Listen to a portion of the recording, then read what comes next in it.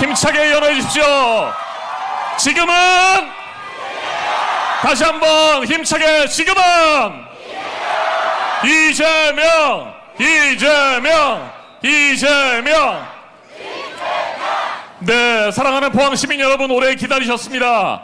국가적 위기를 돌파할 진짜 리더, 경제와 민생을 되살릴 준비된 대통령, 이제 진짜 대한민국, 자랑스러운 대한민국을 살려낼 대한민국의 21대 대통령 후보 이재명 후보님께서 여러분에게 힘찬 연설을 드리겠습니다. 여러분의 뜨거운 박수와 함성으로 맞이해 주십시오. 여러분, 이재명 이재명 이재명. 포항 시민 여러분, 그간 안녕하셨습니까? 사실 별로 안녕하지 못했죠.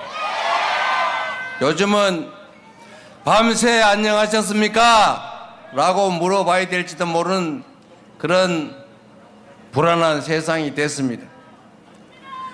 그럼에도 불구하고 경북의 아들 더불어민주당의 대통령 후보 이재명 여러분께 인사드리겠습니다.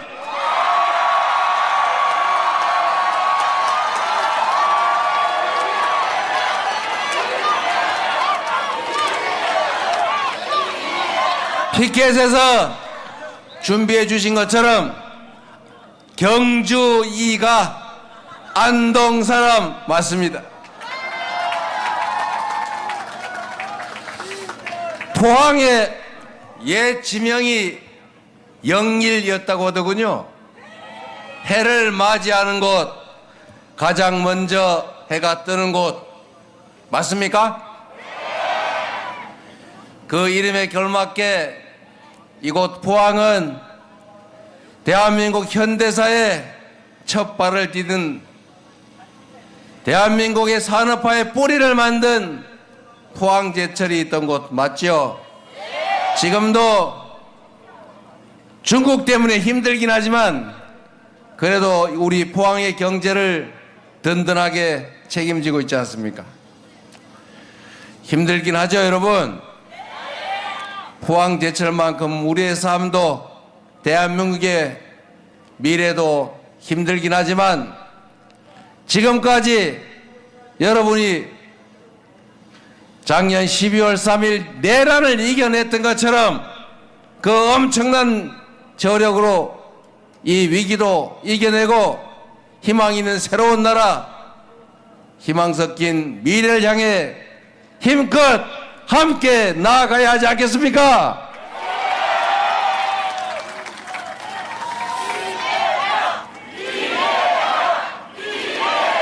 제가 박태준 회장의 묘소를 잠깐 들렀습니다. 사실 여러분, 이 대한민국의 정치 현실이 그러한데 꼭 이런 행사가 때가 되면 고민이 막 생겨요. 현충원을 가야 되나 말아야 되나, 가면은 김대중 또 김영삼 두 분 묘역만 가야 되나, 박정희, 누구죠? 그 이승만 초대 대통령 묘역은 가야 되나 말아야 되나, 차라리 가지 말까.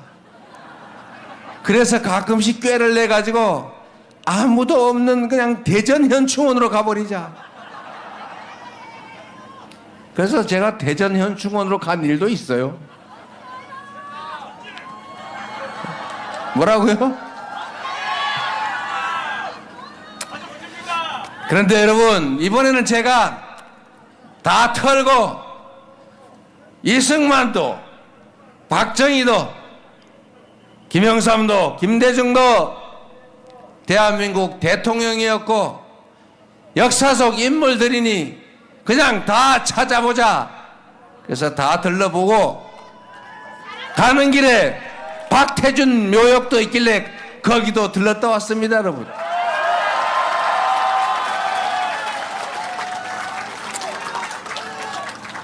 뭐 우리 빨간 풍선 많이 들고 안 다니고 다 파란 풍선인데 앞으로는 해병대도 있는데 빨간색도 좀 들고 다닙시다. 제 신발에도 빨간색 들어있지 않습니까? 치만 잘 잡으면 되지. 뭐 까만 고양이면 어떻고 하얀 고양이면 어떻고 얼룩 고양이인들 뭔 상관이 있겠습니까? 아니 그렇습니까? 지금 대한민국의 가장 심각한 문제는 먹고 사는 문제 아닙니까? 국민이 배부르고 등 따쓰고 행복하면 됐지, 정치인들끼리 국민의 삶과 아무 관계없는 일로 네가 옳으니 내가 옳으니 네가 하는 거니까 옳든 그르든 무조건 싫어, 이렇게 하면 안 되겠죠? 국민들 중에 일부는 안 믿으시지만 우리는 최소한 그러지 않았는데 주로 다른 쪽이 그러긴 한데 그래도 손바닥이 이렇게 해서 소리 안 나고 이렇게 해야 소리 나지 않습니까? 우리의 책임도 저의 책임도 있지요. 우리가 지금보다는 좀 더 유능하고 좀 더 철저했으면 더 힘이 있었으면 좋았겠지요. 그래서 3년 전 그날에 우리가 지지 않았더라면 이 고통도 혼란도 조금은 적어졌을 거다, 이렇게 생각하면서 그 패배조차도 결국은 이재명과 우리 민주당의 책임이다, 그렇게 생각합니다, 여러분. 그래서 앞으로는 지지 않기 위해서, 후퇴하지 않기 위해서 오로지 국민만을 기준으로 모든 가능한 수단과 정책을 다 찾아서 쓰기로 했습니다. 왼쪽 오른쪽 보수 진보 빨간색 파란색 영남 호남 가릴 거 뭐 있냐? 오로지 국민들의 더 나은 삶을 위해서, 대한민국의 더 나은 미래를 위해서 작은 차이를 넘어 모두가 함께 힘을 합치고 희망의 미래를 향해서 함께 나아가자, 그게 우리가 가야 할 길이다, 이렇게 생각하기로 했습니다. 잘했지 않습니까, 여러분?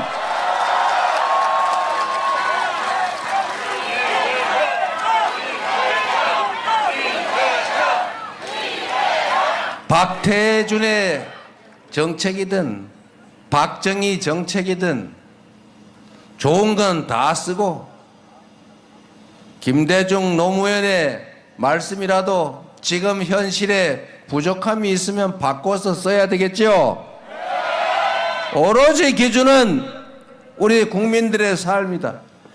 국민들의 삶에 가장 크게 영향을 미치는 것은 결국 경제다. 쇠퇴하는 경제를 다시 살리고 지속적으로 성장하는 사회를 만들어야, 그래야 기회가 생기고, 기회가 생겨야 우리 국민들이 조금 덜 다투고 우리 젊은이들도 남녀로 갈려서, 국민들은 젊은 세대와 나이 든 세대가 갈려서 싸우지 않게 되지 않겠습니까? 영남이니 호남이니 싸우는 이유도, 수도권이냐 비수도권이냐 싸우는 이유도 결국은 부족한 게 많아서 풍족하지 못해서 아닙니까? 기회의 총량을 늘리고, 그러려면 경제가 지속적으로 성장해야 되고, 그러려면 우리가 가지고 있는 자원과 역량을 전부 한데 모아야지요. 기회는 공정해야 하고 결과도 기여한 만큼의 몫이 정당하게 부여되는 그런 합리적인 세상을 만들어야 하지 않습니까? 우리가 합의한 법도 잘 지켜야 되고, 누구는 힘세다고 다 봐주고 누구는 정적이라고 없는 죄 뒤집어 씌워서 생고생시키고, 이런 불합리한 세상 말고, 콩을 심으면 콩이 나고 팥을 심으면 팥이 나는 뿌린 대로 거두는 그런 상식적인 세상, 이런 세상이 바로 우리가 원하는 세상 아니겠습니까? 보수니 진보니 뭐 지금 그런 거 따질 때입니까? 그리고 이거 보수 관련해서 꼭 한마디 더 해보고 싶은 게 있어요. 기존의 가치 중에 질서 중에 지킬 만한 것들을 잘 지키자라고 하는 게 보수 아닙니까? 그런데 우리가 합의한 최고의 질서, 최고 수준의 합의, 헌정 질서, 헌법을 파괴하는 그 집단이 보수 맞습니까? 국민이 맡긴 총칼로 국민을 지키라고 했더니 국민의 권리를 빼앗고 국민의 생명을 위협하며 총뿌리를 겨누는 것이 보수의 가치 맞습니까? 그런 군정을 하겠다는, 권력을 갖겠다는, 지속적으로 영원히 갖겠다는 그 헛된 야망으로 헌정 질서를 파괴하는 친위 군사 쿠데타를 일으킨 그 내란 수괴를 비호하는 정치 세력이 보수 맞습니까? 이런 건 보수가 아니죠. 파괴 세력이죠. 이거는 극우도 아니죠. 거꾸로 가는 퇴행하는 반동들이죠. 반동, 그러니까 갑자기 딴 생각 나죠. 언어적 의미로는 수구도 아닌, 제가 반동 이런 단어 안 쓰고 다른 단어 찾아보려고 엄청 노력했는데 아무리 찾아도 반동이란 단어로밖에 표현이 안 돼요. 그런 상식계도 부합하지 않는 이런 엉터리 불법 무질서 퇴행 세력은 보수라고 부르지 않습니다. 보수란 첫 번째 가치가 현존의 합리적인 질서, 상식을 지키는 거예요. 이재명은 모두에게 평등하게 법률이 적용되는 공정하고 상식적인 세상을 바랐습니다. 제가 기존의 질서와 가치를 깨고 새로운 질서와 가치를 만들자고 했으면 진보, 누구 말 담았다나 극좌일지도 모르죠. 그러나 저는 기존의 질서를 깨자고 한 일이 없어요. 여러분이 가진 생각처럼 우리가 국회에서 합의한 법률이 지켜지고 우리가 초등학교에서 배운 상식이 지켜지는 그런 합리적인 세상, 그냥 모든 사람이 그래 그게 맞아 라고 생각되는 대로 예측되는 그런 합리적인 사회를 우리는 꿈꾸지 않습니까? 이런 게 진짜 보수입니다, 여러분. 그들은 보수를 참칭하는 반동 세력이에요. 상식과 비상식이 경쟁하는 이상한 아직 미완의 사회에서 비상식 세력이 보수를 참칭하고 그냥 상식적인 보수적인 세력이 진보라고 불리고 있는 것입니다. 이제 좀 제사지를 찾아야 되지 않겠습니까? 진짜 보수를 보수의 자리로 보내고 보수를 참칭하면서 보수의 자리를 점거하고 있던 그들을 극우의 자리로 밀어내고 진정한 보수와 합리적인 진보 개혁 세력이 경쟁하는 그런 상식적인 사회를 만들어야 하지 않겠습니까? 이번이 그 상식적인 사회로 가는 첫 출발점 6월 3일이 될 것입니다. 여러분은 그 역사를 만드는 주체가 될 것이고 후세 대한민국의 역사적 순간을 함께했던 그런 위대한 사람들로 기록될 것입니다. 자부심을 가지고 자신감을 가지고 힘을 냅시다, 여러분.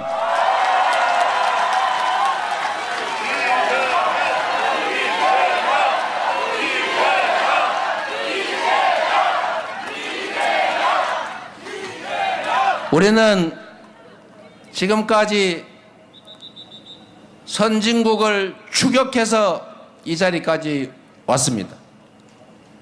전 세계가 대한민국을 위대한 놀라움으로 바라보고 있습니다. 전 세계 역사에 이렇게 빠른 시간 내 경제적으로 소위 산업화에 성공하고 그리고 민주화에 성공한 나라가 없습니다. 짧든 길든 아예 존재하지 않습니다. 그런데 이 대한민국은 70년 아니죠? 한 60년 될까요? 이 짧은 시간에 산업화와 민주화를 동시에 이룬, 그래서 전 세계로부터 모범적인 민주국가로 경제 선진국으로 거기에 더해서 한류가 춤추는 문화 강국으로 인정받고 있습니다, 여러분. 정말 위대한 역량을 가진 위대한 국민들 아닙니까? 바로 여러분이 그 위대한 국민 그 자체이십니다. 전 세계 역사에 피 한 방울 흘리지 않고 촛불 들고 응원봉 들고 현실 권력을 권좌에서 끌어내린 단 한 방울로 피도 흘리지 않은 무혈의 평화혁명을 세상에 8년 만에 2번씩이나 해내는 이런 위대한 국민들은 전 세계사에 과거에도 현재에도 미래에도 없었고 없고 없을 것입니다. 이 위대한 국민들이 깎어 이 작은 위기를 이겨내지 못하겠습니까? 경제적이든 정치적이든 모든 어려움들을 우리가 이겨내고 오늘보다는 내일이 확실히 나을 것이다. 나의 삶보다는 내 자녀들이 더 행복한 삶을 살게 될 것이라고 믿어지는 그런 희망 있는 나라, 출생률도 1.5 정도는 회복하는 그런 정상적인 나라로 반드시 돌아가야 하지 않겠습니까? 여러분은 할 수 있습니다. 우리는 해야 합니다. 자신 있습니까, 여러분? 이 위대한 변화를 만들어낼 사람이 누구라고요?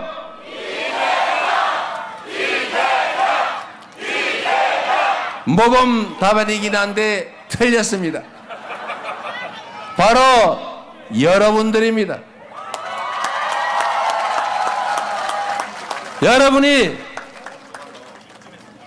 여러분의 삶을 위하여 쓸 유용하고도 충직한 도구 일꾼으로 저 이재명을 써주시면 여러분의 삶에 도움이 되는 방향으로 확실하게 나라를 바꿔 보겠습니다, 여러분.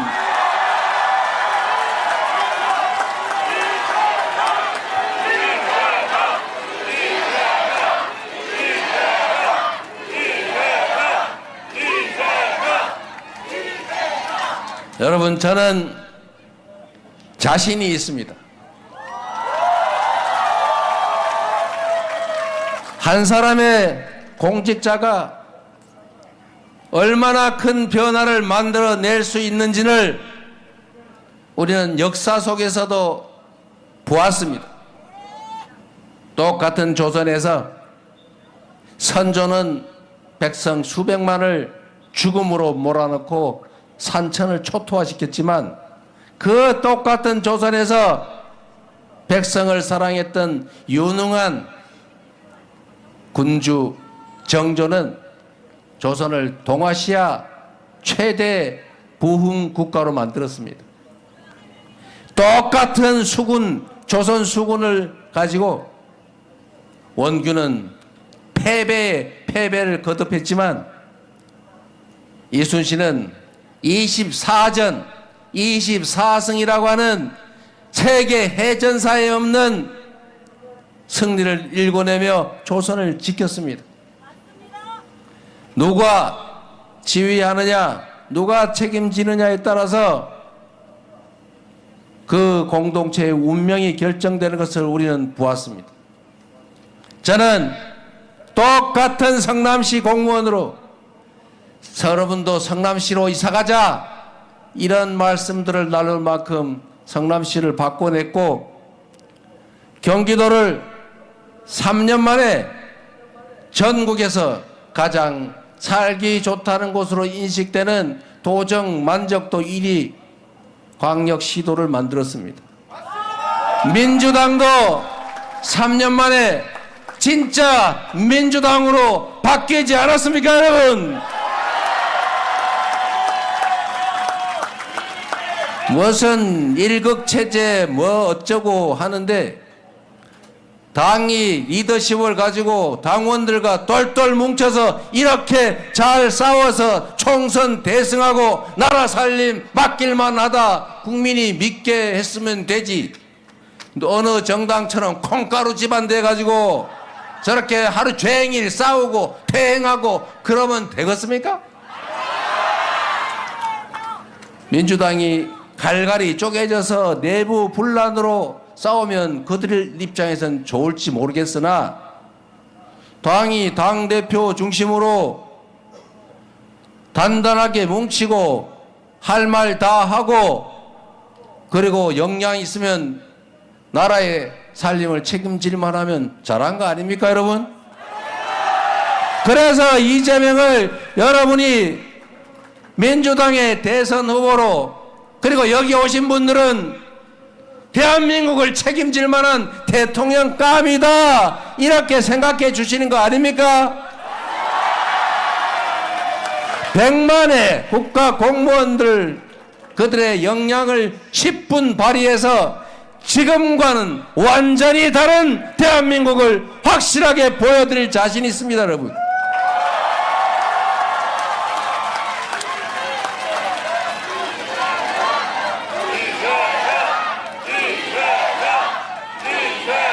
이 중에 혹시 성남 사시다 오신 분,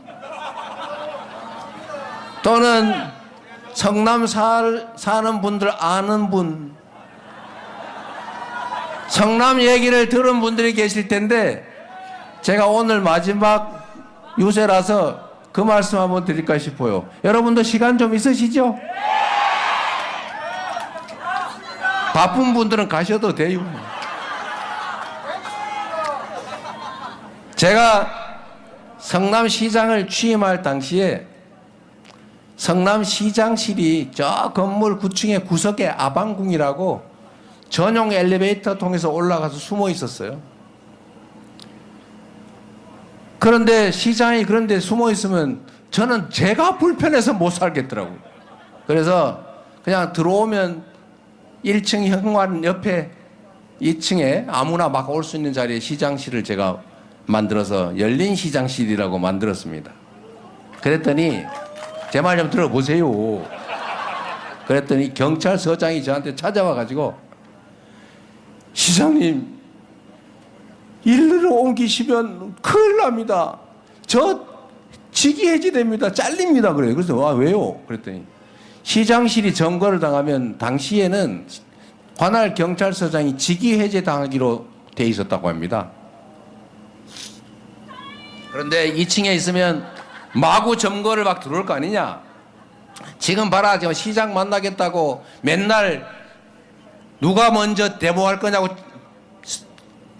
뽑기 하고 있다. 뽑기 추첨하고 있다. 지금 실제 그랬거든요. 줄 서가지고 집회 신고하려고 경찰서에 줄 서가지고 심지 뽑기 하고 있어요. 2시부터 4시는 누구, 4시부터 6시까지 누구, 11시부터 1시까지 누구, 이거 하고 있어요. 너무 집회가 많으니까 못 살겠다 그래요. 민원이 얼마나 많은지. 그래서 제가 걱정하지 마라. 근데 절대 점거 안 나간다. 가르쳐 줬어요. 어떻게 점거를 안 나갑니까? 그래서 아니, 사람들이 오면 키 주고 그냥 계시라고 하면 점거 아니지 않냐.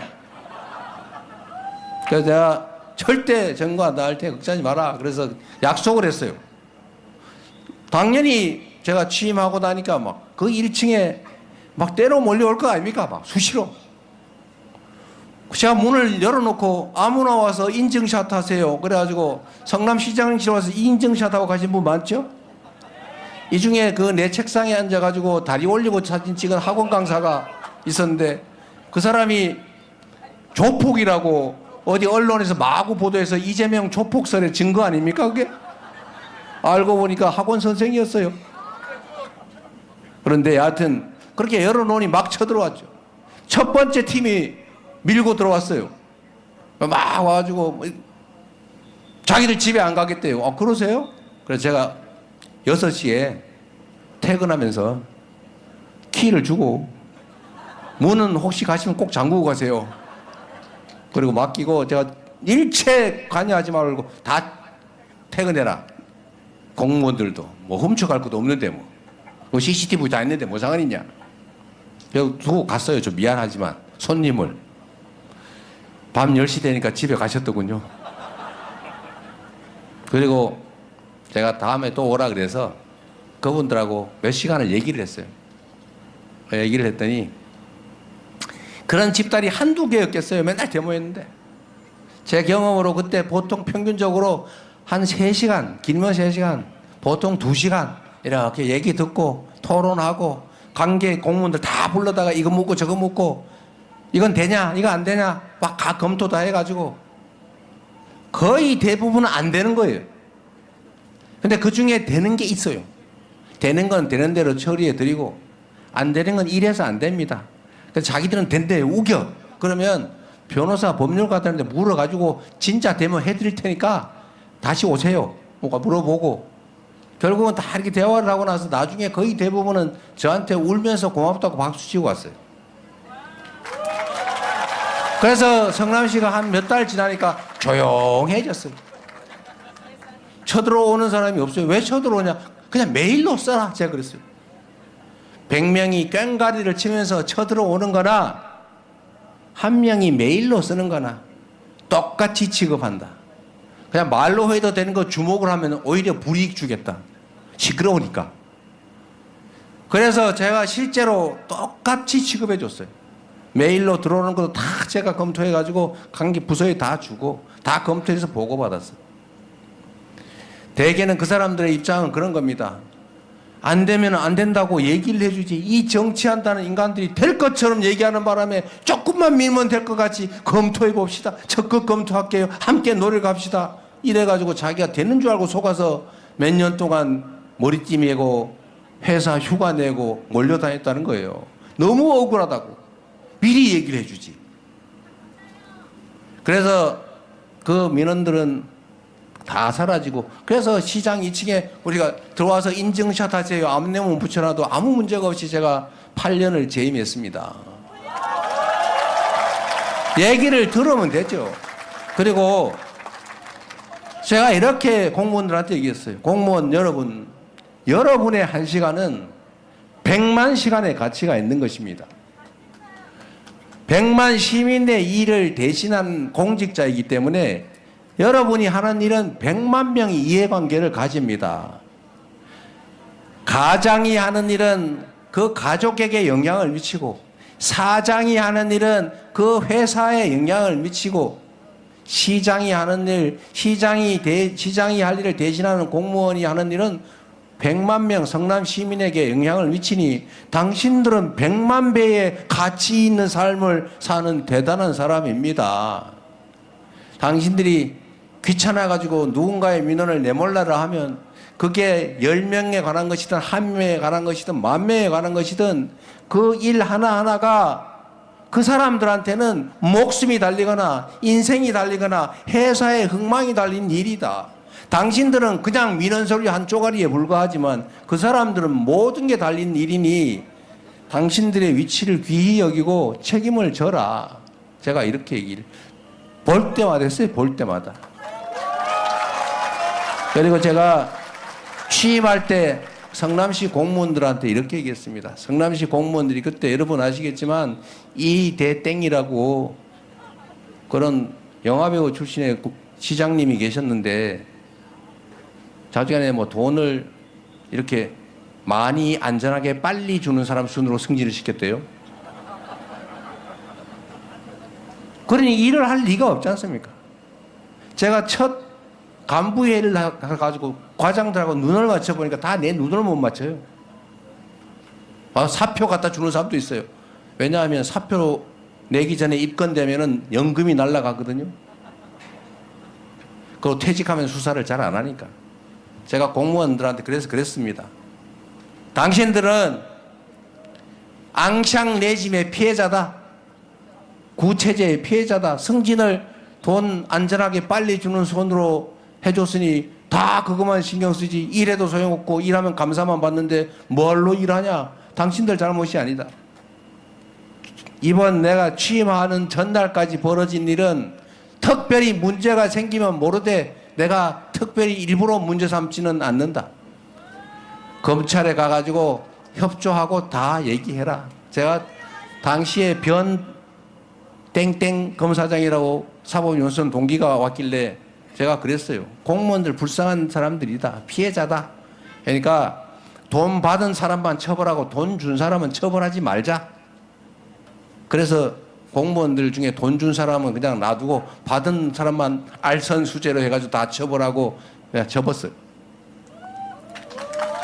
근데 그 공무원 중에 한 명이 신문에 나는 바람에 할 수 없이 잘랐어요. 시민들이 볼 때 아니 무슨 뇌물을 주고 승진을 했다는데 놔두면 되겠습니까? 그리고 공무원들한테 당신들은 지금은 성남 시민들한테 아이고 니네 아버지 뭐 하시노? 그러면 당신의 아들 딸들이 몰라요. 성남 어디 다니시인데? 지금은 이렇게 얘기하지만 내가 임기를 끝나는 그때는 당신의 자녀들과 가족들이 니네 아버지 뭐 하시노? 이래 물으면 성남시 공무원입니다. 이렇게 얘기할 수 있게 해주겠다라고 얘기했어요. 대신에 몸이 좀 피곤할 거다라고 하면서 한 얘기가 100만 시간 얘기를 한 겁니다. 그래서 제가 성남 시민들이 얼마나 또 수준이 높습니까?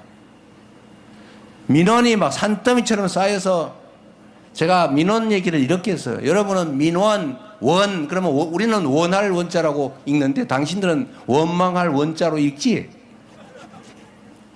민원, 그럼 무섭잖아요? 그렇게 생각하지 말고 공직자가 왜 존재하냐? 공직자는 시민들로부터 월급을 받고 시민들을 위해서 일하려고 있는 거고 그 사람들이 당신의 주인인데 당신들은 공복, 즉 공적인 모습인데 그 사람들이 원하는 걸 해주기 위해서 있는 거 아니냐. 민원을 귀찮은 거, 무서운 거 이렇게 하지 말고 우리가 해줘야 될 사명이라고 생각하자. 그래서 제가 이렇게 했습니다. 일선 공무원들은 누구든 상관없다. 동네에서 민원을 많이 발견해 오면 승진시켜준다.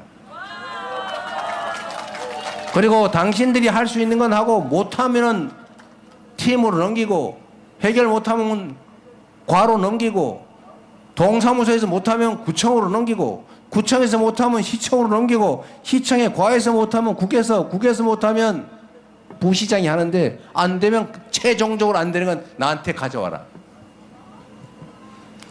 저한테 가져오겠어요? 다 해결이 가능하거나 안 되면 설득을 하거나 민원을 발견을 많이 해오면 실제로 제가 승진을 시켜줬어요. 통계를 냈어요. 땡땡 동장 몇 개 발견했어요. 1350개. 1등이네. 그러면 승진. 이렇게 해줬어요. 그것도 실력이거든요. 그랬더니 어떤 일이 벌어지냐.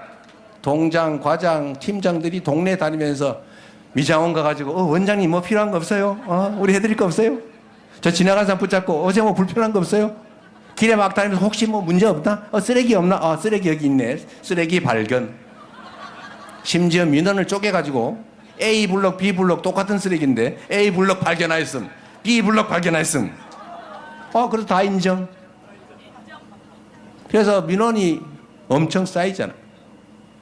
그리고 제가 1년에 한 번씩 동순실을 하는데 원래 동순실을 하면은 여기도 다 그런 분들 많을 거예요. 무슨 회장, 이런 분들 한 4, 50명 모아가지고 우아하게 차 한잔 마시면서 아 신년 우리 잘 살아보세 이러면서 악수하고 헤어지고 그러죠. 그거 뭘로 하냐 내가 그랬어요.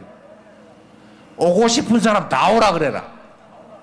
제가 체육관 강당 막 큰 교실 이런 거 빌려가지고 현수막 동네에 몇 월 며칠 몇 시에 시장 가니까 시장한테 말하고 싶은 사람 보고 싶은 사람 다 오라고 써붙였어요. 그래가지고 하면 보통 300에서 500명 많게는 막 700명 이렇게 와요. 뭐 바글바글바글해요. 보통 한 2-3시간 하는데 그거 어떻게 얘기를 다 듣겠어요. 얘기하고 싶은 사람 하는데 못한 분들은 다 종이를 한 장씩 나눠주고 하고 싶은 얘기를 쓰는데 멋있게 안 써도 된다. 그냥 키워드만 쓰든지 그냥 이름만 써놓고 하면 전화해서 아 이게 무슨 내용입니까? 물어서 해줄 테니까 다 쓰라고 종이를 다 나눠줬어요. 그리고 이름 가짜로 써도 되고 전화번호만 써도 되고 그러니까 욕도 써도 된다. 다 나눠줬어요. 얼마나 신났겠어요. 제가 첫 해 동순실을 냈는데 그렇게 모임 민원 서류가 한 이만큼 됐어요. 한 이만한 채가 3권 되더라고요. 두 번째 해 확 줄죠. 세 번째 줄고 네 번째. 제가 퇴임하던 마지막 해에는 50몇 개 동을 돌아서 다 종이로 받았는데 요만해졌어요. 공무원들이 다니면서 맨날 뭐 필요한 거 없으세요? 혹시 동네에 뭐 문제되는 거 없나? 보도블록 깨졌네. 제가 보도블록 깨져도 보도블록 교체 예산을 안 주거든요. 그러면 어떻게 해요? 고기만 파내가지고 보도블록 한 개 탁 꽂으면 되죠. 성남시에 가면 보도블록 색깔이 다른 게 가끔 있습니다. 낡은 보도블록 위에 새 보도블록을 꽂아서 그렇죠. 불편합니까? 이래서 성남시의 민원이 사라지는 바람에 사실은 성남 시민들이 이재명의 복지정책에서 뭐 엄청난 혜택을 받았겠습니까? 기껏해야 제가 새롭게 했다는 복지 예산들 해봐야 몇백억 안 돼요. 한 3-400억 될라나? 2-3조 예산 중에서 교복 그 성남시 중학교 고등학교 입학생 10,000명 출생 산후 조리비 한 10,000명 50만 원 해봐야 50억이죠. 청년배당 100만 원씩 분기별로 25만 원씩 주는데 10,000명 100억. 여러분 성남시의 가로등 이런 가로등 유지 보수 예산만 300 몇십억입니다. 제가 어느 날 이 가로등 담당하는 과장들 다 불러 모아가지고 가로등 보수 예산은 경직성 경비라 깎을 수가 없는 거잖아요. 상식적으로 보면. 제가 조금 이상해가지고 25%인가를 일률적으로 싹싹 까버렸어요. 그냥 견뎌봐라. 견뎌보고 도저히 부족하면 가을에 추경 편성해 줄 테니까 그때 신청하세요. 대신에 잘 관리를 해봐 주세요. 25%를 370억에 20몇 %를 깎았으니까 한 7, 80억 되죠. 그런데 말입니다. 희한한 일이 벌어졌어요. 성남시 가로등들이 이재명 시장이 무서워가지고 고장이 안 나는 거예요. 25% 깎았는데도 아무 문제가 없어요. 그래서 그냥 그다음부터는 계속 깎인 그 예산에 물가 상승률 정도를 더해서 계속 지금도 그 기반으로 하고 있을 겁니다.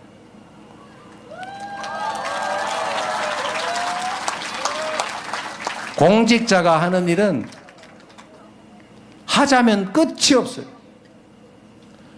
안 하자면 술이나 먹고 띵까띵까 하면서 해외 출장 여행이나 다니면서 놀아도 표시가 잘 안 나요.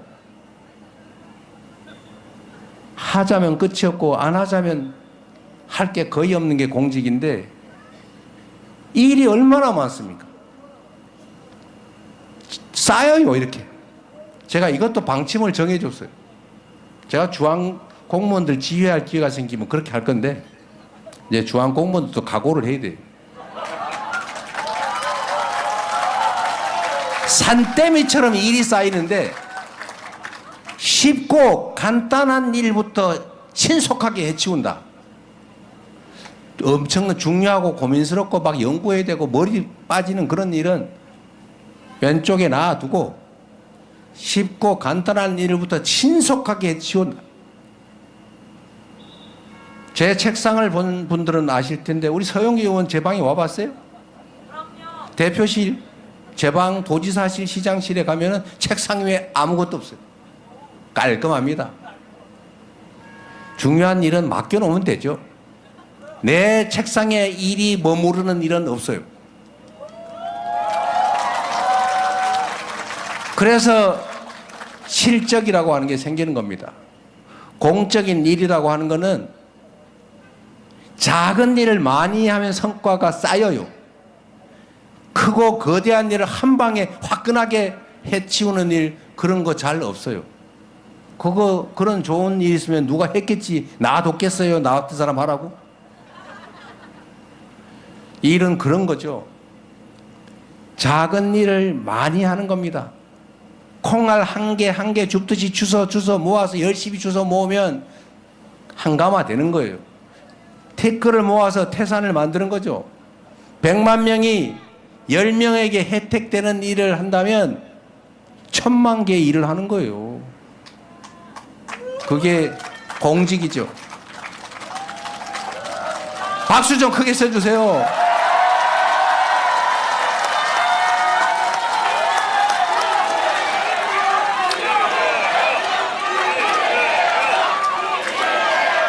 여러분, 성남시 공무원들이 저 때문에 참 고생을 많이 했어요.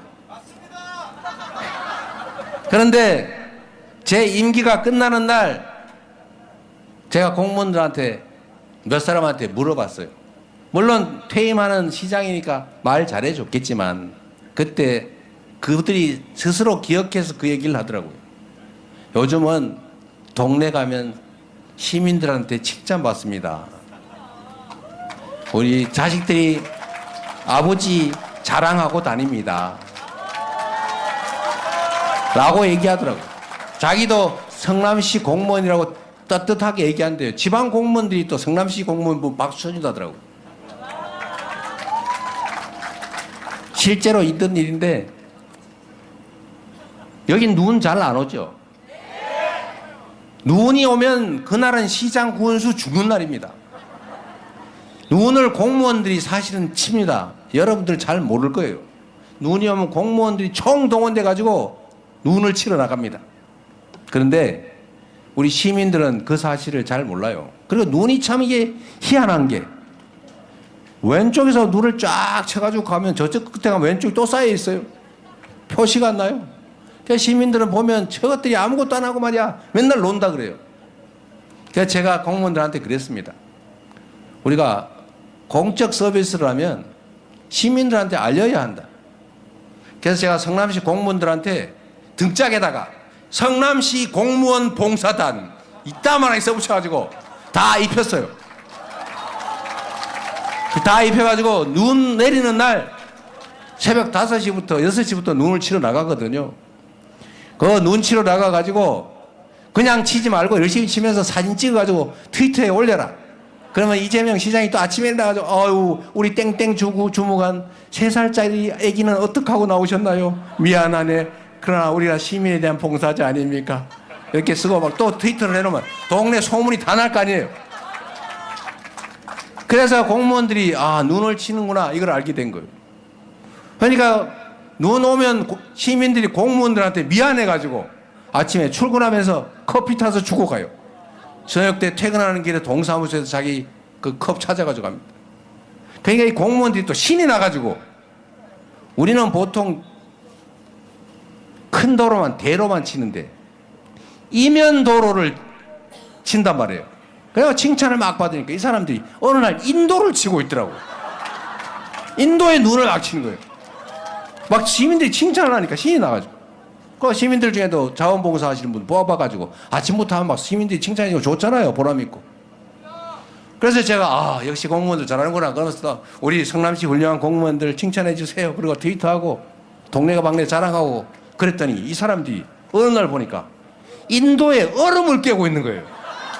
왜 사람들이 눈을 딱 밟으면 구다가 얼잖아요. 그거 쓸다가 안 되면 그거를 깨고 있더라고. 그래서 제가 그건 금지시켰습니다. 과유불급. 너무 많이 하면 너무 많은 걸 기대하게 된다. 그리고 그것까지만 하자. 그래서 제가 얼음 깨는 걸 제가 금지를 시켰어요. 못함 하면 혼냄. 즐겁게 우리가 시정을 했습니다. 제 인생에서 가장 행복했던 시간은 성남시장을 할 때예요.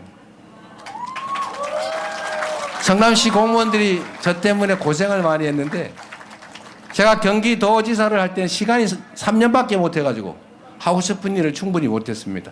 갑자기 불려 나오는 바람에.